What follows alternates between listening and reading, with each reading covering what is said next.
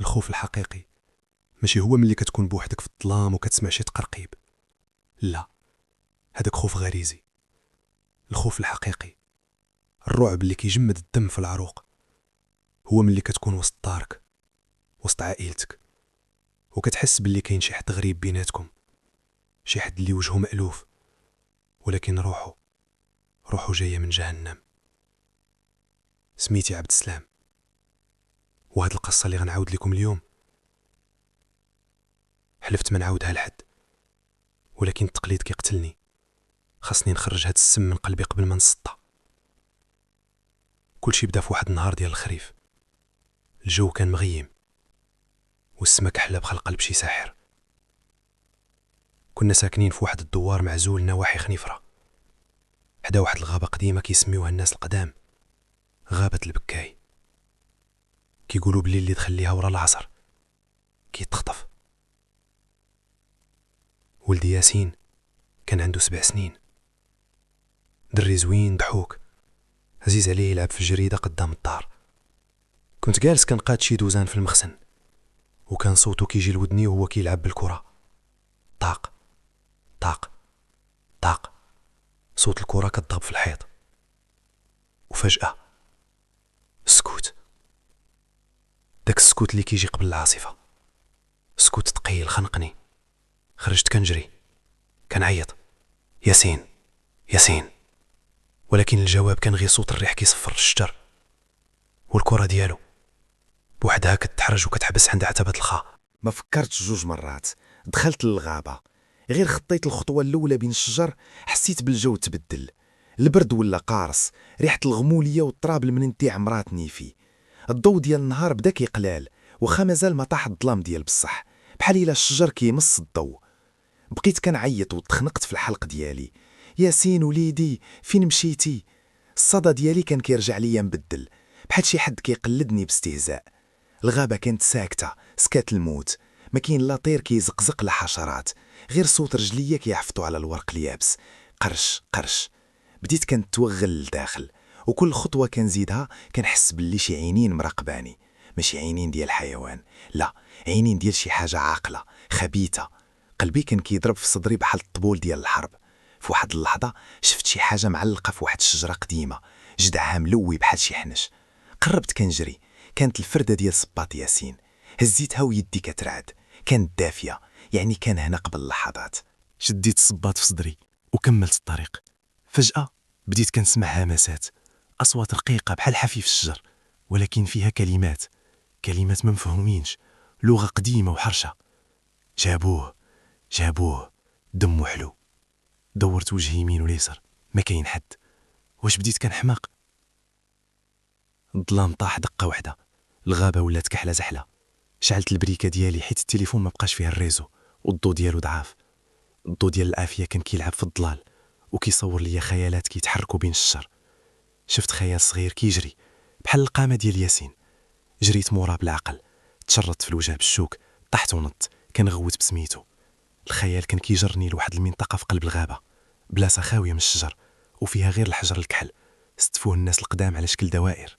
وصلت لهديك الساحة ولقيت راسي قدام واحد البني قديم بحال شي والي صالح مهجور. القبة ديالو مريب نصها. الريحة هنا كانت خانزة، ريحة الكبريت واللحم محروق.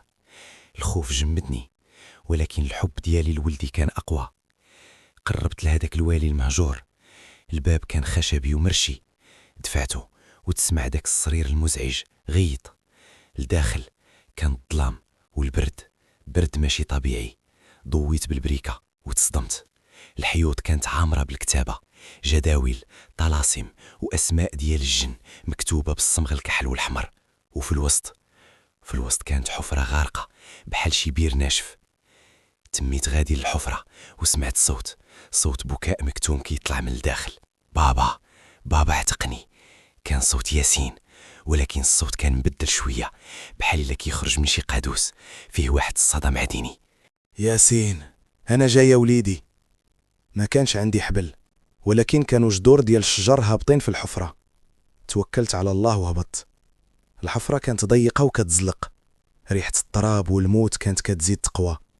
هبطت شي 10 المتر ورجليا قاسوا الأرض. فاش شعلت الضوء لقيت راسي في غار واسع تحت الأرض، وهنا شفت المنظر اللي عمرو يتحيد من بالي. الغار كان عامر بالعظام، عظام ديال الحيوانات وديال البشر صغار. وفي الركنة البعيدة كان ياسين جالس عاطيني بظهره وكيلعب بشي حاجة في يدي. ياسين؟ قلتها بصوت مرعود. الدري وقف، ولكن ما دارش عندي، وقف جماد بحال الصنم. الجو تقال وحسيت باللي ماشي بوحدنا في هاد الغار. الضلال في الحيوط بدات كتحرك، كتجمع وكتشكل على هيئة طوال وقصار. ياسين، الدار عندي بشوية بشوية بحال شي ماريونيت. فاش شفت وجهه طاحت لي البريكة من يدي. كان وجه ولدي، ولكن العينين كانوا كحلين كاملين ما فيهمش البياض، والابتسامة كانت واسعة بزاف، مشروكة من الودن للودن. ابتسامة ديال شي شيخ كبير خبيث، ماشي ديال طفل بريء. جيتي عبا؟ قالها بصوت غليظ ومبحوح. كنا كنتسناوك. في ديك اللحظة دوك الضلال اللي في الحيط تجسدوا، مخلوقات قصارى، شعرهم مخبل وعينيهم حمرين بحال الجمر، موالين المكان. حاصروني. عرفت باللي هذه مصيدة، بغاو يبدلوا الروح، روح طاهرة بروح خبيثة. بديت كنقرأ آية الكرسي بصوت عالي، كنغوت بها: الله لا إله إلا هو الحي القيوم. المخلوقات بدات كتزعزع وكتسد ودنيها، وياسين، أو هذاك الشي اللي لابس جسد ياسين، بدا كيغوت غوات كيطرطق لودنيه. الشي اللي كان في جسد ولدي هجم عليا، القوة ديالو كانت خيالية، لاحني للحيط بحال شي ريشة. حسيت بضلوعي يطرطقوا. هاد الجسد ديالي دابا غوت في وجهي، وريحة فمو كانت بحال الجيفة. ما استسلمتش، نطت وتلاحيت عليه، عنقته وزيرت عليه: خرج من ولدي الملعون، خرج. كنت كنقرا القرآن ودموعي نازلة. الدري بدا كيتخبط بحال الحوتة المجبودة من الماء، وجلدو بدا كيتحول للون الازرق، وعروقو خرجوا كحلة. الغار بدا كيتهز والتراب كيطيح علينا من الفوق. دوك المخلوقات الاخرين كانوا كيخافوا يقربوا مني وانا كنذكر الله، ولكن كانوا كيدوروا بينا كيتسناو اللحظة اللي نسكت فيها. فجأة ياسين طاح في دي سخفان، واللون ديالو رجع طبيعي شوية. هزيتو فوق كتافي بحال شي شوال ديال الزرح، وبديت كنتسلق دوك الجذور باش نطلع. الأصوات مورايا كانت مرعبة، صراخ وعويل: ما غاديش تخرج، ما غاديش تخرج. كيفاش طلعت والله ما عرفت، كانت قوة إلهية هزاتني. غير خرجت من الحفرة للسطح، لقيت الغابة شاعلة فيها العافية، ولكن عافية باردة لونها خضر. جريت وسط الغابة وما شفتش مورايا، واخا كنت كنسمع خطوات ثقيلة كتبعني وصوت تنفس حار فوق رفاتي. الطريق كانت كتبان طويلة وما كتساليش، بحال إلا الغابة كتمطط. غمضت عيني وجريت بكل جهدي، تالين حسيت بالضو ديال الطوموبيلات في الطريق المعبد. وصلت للدار، سديت البيبان والشراجم، شعلت القرآن في الدار كاملة. ياسين كان مازال فاقد الوعي. بقيت جالس حداه الليلة كاملة، كنراقب الصدر ديالو طالع هابط. مع الفجر حل عينيه. بابا. فرحت، بكيت، عنقته. بان ليا طبيعي. دازو ايام وحنا كنحاولوا ننساو داكشي اللي وقع، قلنا راه غير كابوس ولا صدمة. ولكن شي حاجات بدات كتوقع في الدار.